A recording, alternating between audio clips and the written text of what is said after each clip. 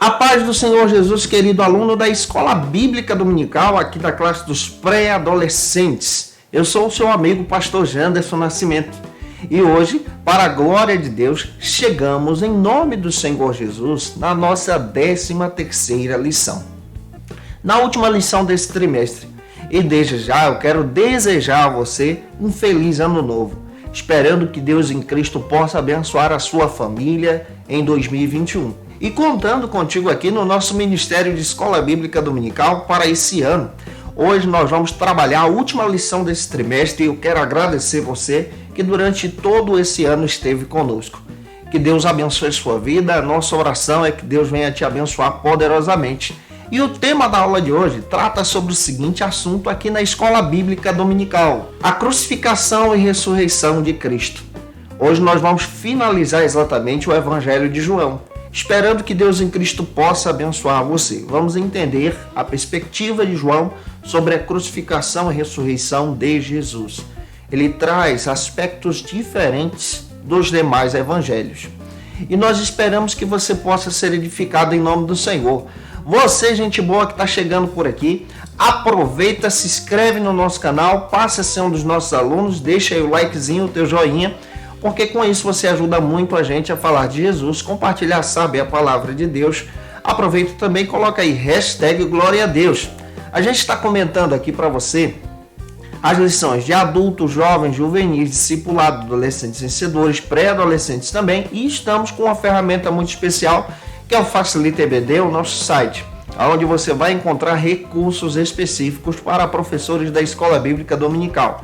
Você acha tudo isso, as nossas playlists, o nosso site, também o nosso Instagram, no link na descrição desse vídeo. É só você clicar, navegar e ficar à vontade para poder aprender um pouco mais da palavra de Deus. A aula de hoje tem o texto bíblico, nós temos alguns objetivos e alguns pontos, sabe? Para a gente poder trabalhar junto. Então vamos deixar de conversa e vamos para a última aula desse trimestre em nome do Senhor Jesus.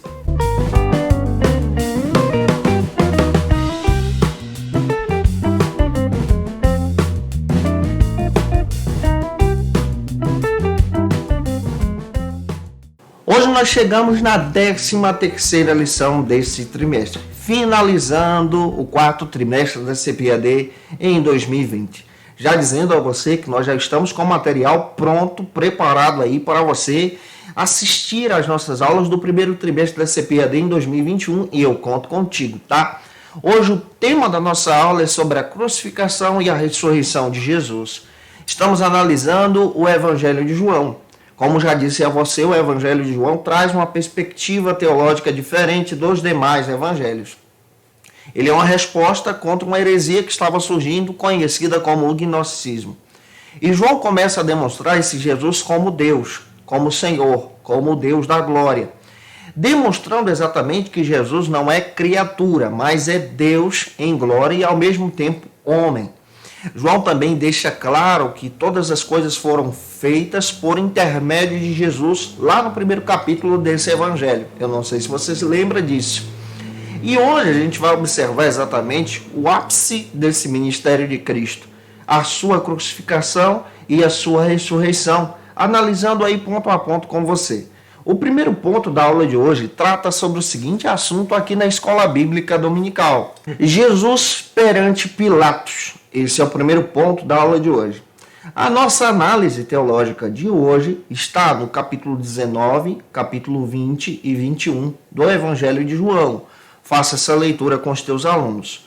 Nós precisamos entender o que está acontecendo aqui até chegar nesse julgamento por Pôncio Pilatos. Nós precisamos analisar exatamente a partir do capítulo 13 do Evangelho de João. No capítulo 13, como nós já estudamos aqui, percebemos que Cristo celebra a última ceia com seus discípulos. E nessa última ceia ele faz promessas. Promessas a respeito do Espírito Santo como Consolador. Promessas a respeito da sua vinda em glória. Promessas a respeito da morada celestial. E é interessante observarmos isso para poder entender o que está acontecendo. Após a celebração da ceia, nós entendemos, à luz da palavra, que Jesus então vai ao jardim do Getsêmani. Nesse jardim, ele retira um período de oração. E nesse período de oração, nós encontramos teologicamente a oração sacerdotal, a oração de Cristo como nosso supremo, sumo sacerdote, como o escritor aos Hebreus faz questão de dizer, intercedendo por nós, a humanidade. Essa oração de Jesus é específica e é maravilhosa. Quando você analisa exatamente o capítulo 17 de João a seguir, você descobre que o próprio Judas traz Jesus trocando, vendendo Cristo por 30 moedas de prata. E de acordo com Mateus, capítulo 26, versículo 39, essa informação encontramos lá no Evangelho de Mateus, Cristo está orando e pedindo a Deus para fazer a sua vontade, a vontade eterna, que é o plano da salvação. E entendendo exatamente o porquê que João registra isso, João está demonstrando que o plano da salvação é estabelecido de forma espiritual, sacerdotal em Cristo. Cristo então ora, intercede pelos homens e pede a Deus que o plano se conclua. Observe isso à luz da palavra de Deus. E nesse primeiro ponto, Jesus é levado exatamente à prisão. E ele é levado a essa prisão e é encaminhado até Pôncio Pilatos. Mas antes de ser levado a Pôncio Pilatos, de acordo com a própria história bíblica, quando ele é levado do jardim do Getsêmani, ele então é esbofeteado, ele é espancado, ele é torturado pelos judeus. De acordo com a Bíblia, no próprio Evangelho de João, nós encontramos o registro do texto bíblico afirmando para a gente que quando Judas chega com os soldados judeus para prender a Jesus, os soldados judeus perguntam quem é Jesus. Diante dos discípulos, Cristo não se esconde, ele se apresenta como Senhor, ele diz, eu sou. Quando ele faz essa declaração, João é específico em dizer que todos os soldados caíram ao chão.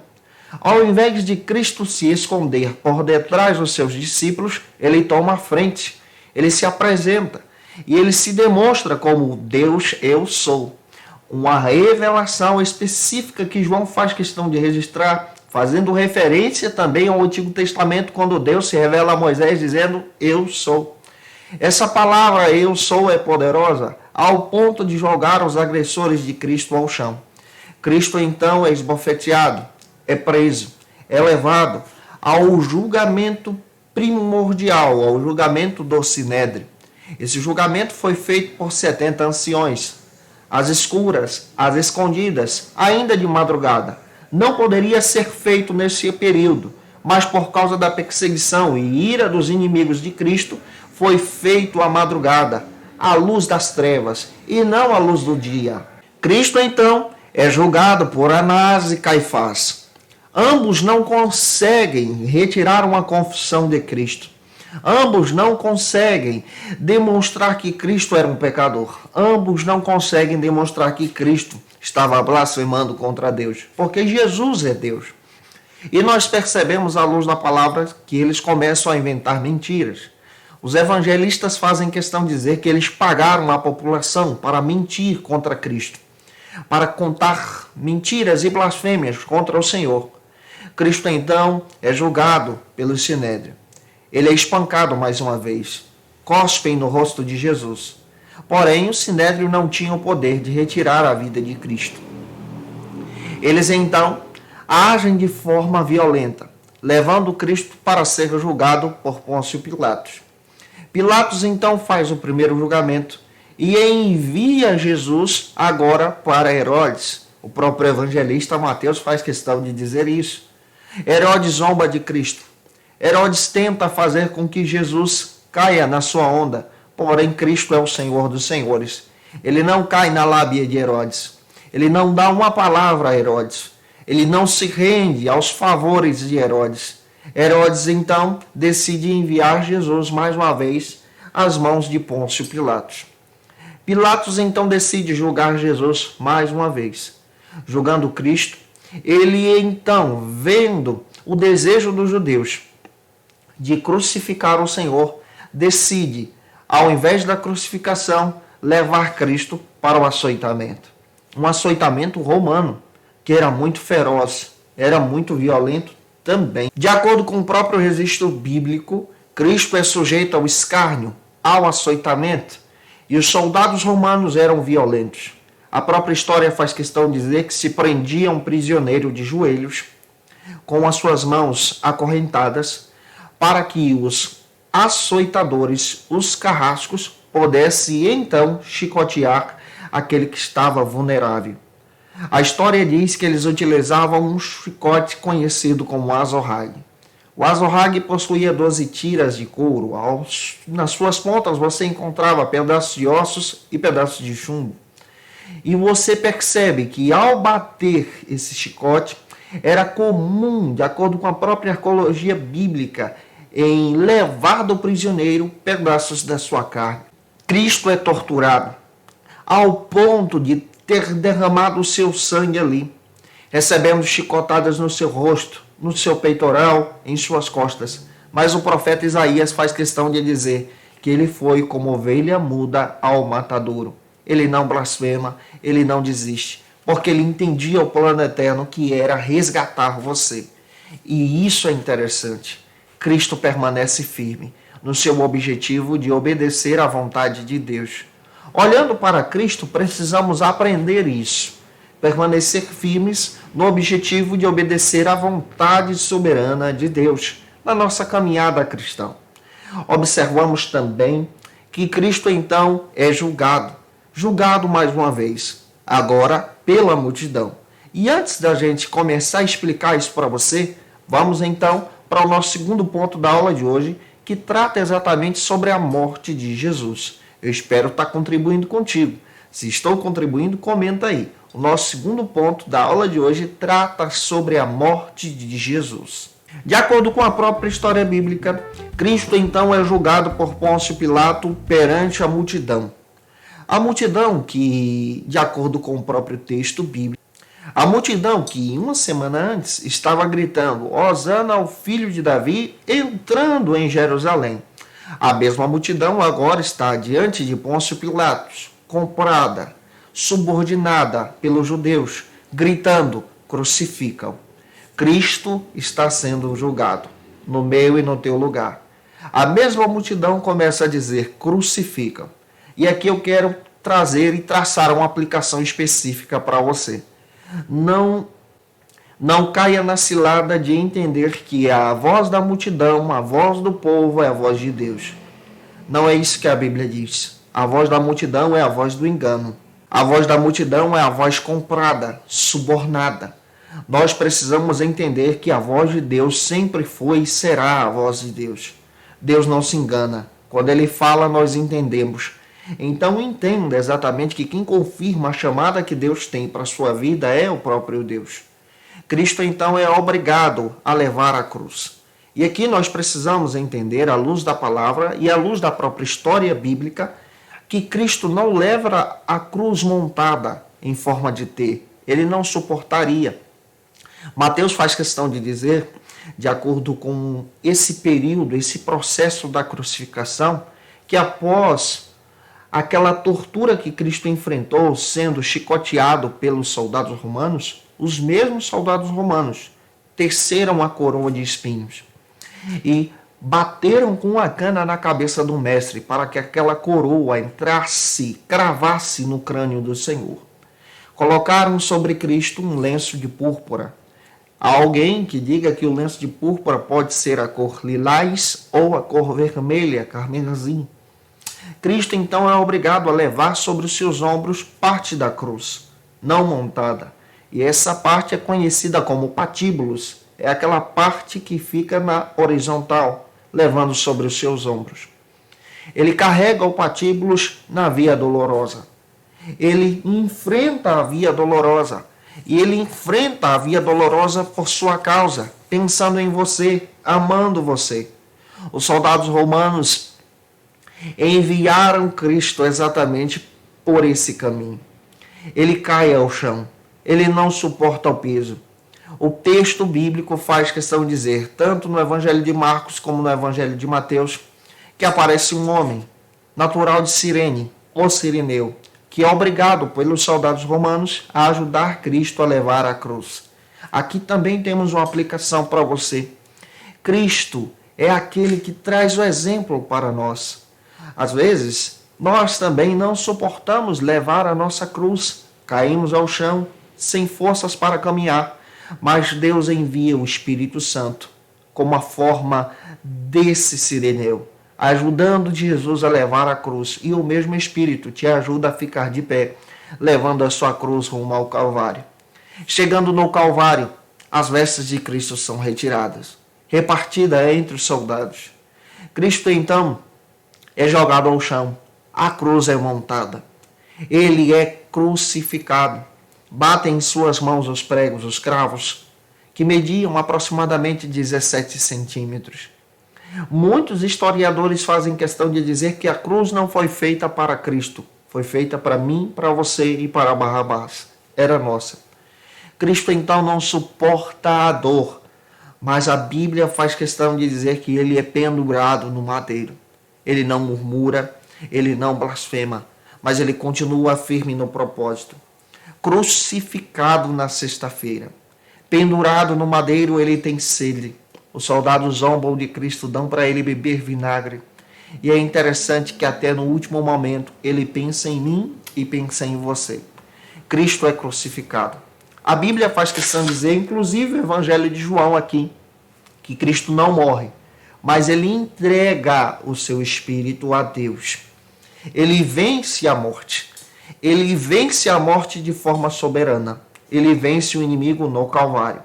Apocalipse capítulo 1, versículo 5 está escrito que ele nos compra em seu sangue. Nós somos comprados, pertencemos a Jesus por esse ato profético, esse ato de consumação, quando ele diz, está consumado. Somos comprados para Deus. Eu espero até aqui estar contribuindo com você, caminhando. Vamos então para o nosso terceiro e último ponto da aula de hoje, que trata exatamente sobre o ápice da nossa salvação. Cristo ressuscitou. O nosso terceiro ponto fala exatamente sobre isso, a ressurreição de Jesus. O nosso terceiro ponto fala exatamente sobre isso, a ressurreição de Jesus.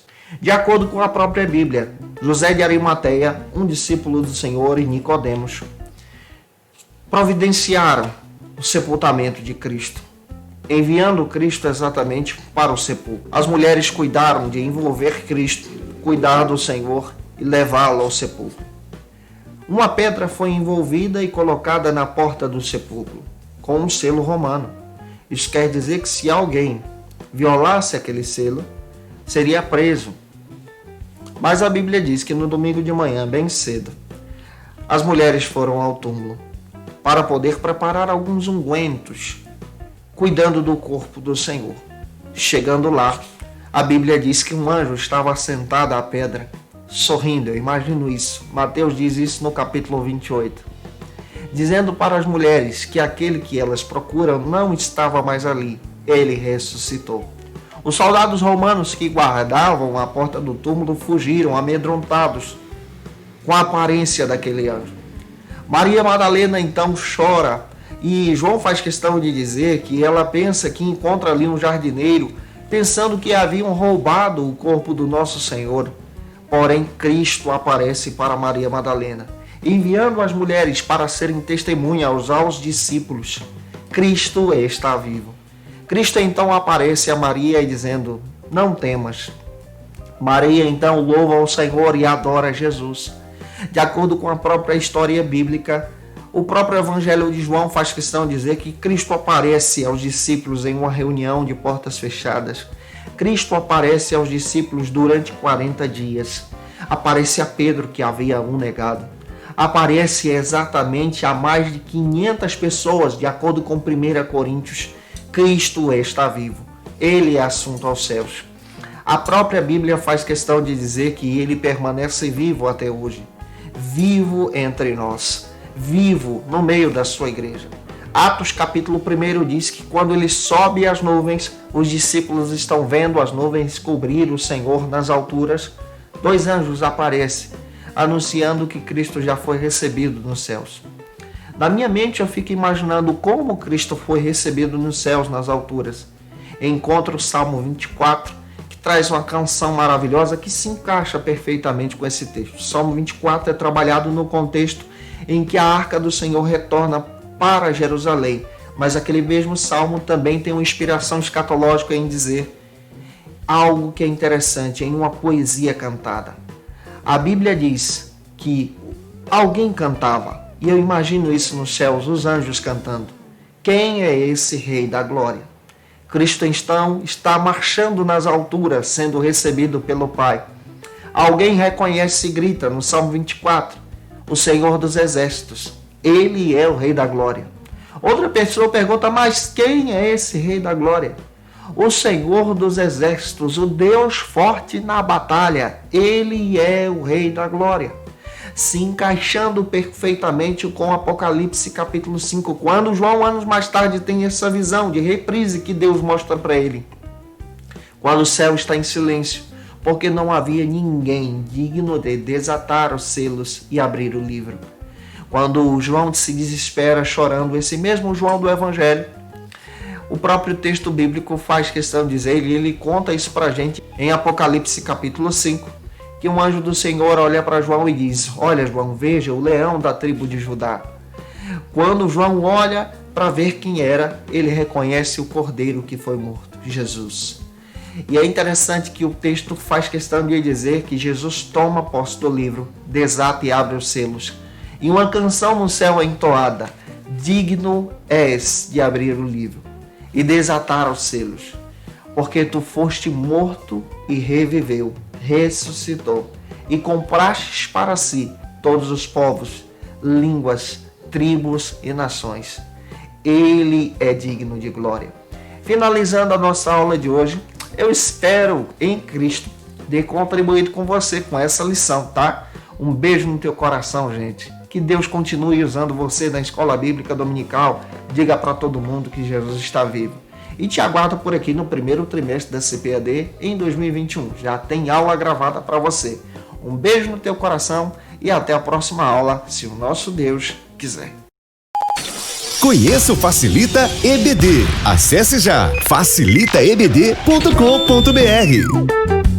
Uma plataforma exclusiva para você que deseja aprimorar e dinamizar as suas aulas da Escola Dominical. No Facilita EBD você encontra subsídios bíblicos e teológicos para dinamizar as suas ministrações na Escola Dominical, cursos bíblicos para aprimorar e te ajudar na sua leitura completa da Bíblia, treinamento dinâmico para professores e líderes da Escola Dominical. Tá esperando o quê para ser um dos nossos alunos? Vem pro Facilita EBD e torne-se um dos nossos assinantes. Acesse já facilitaebd.com.br.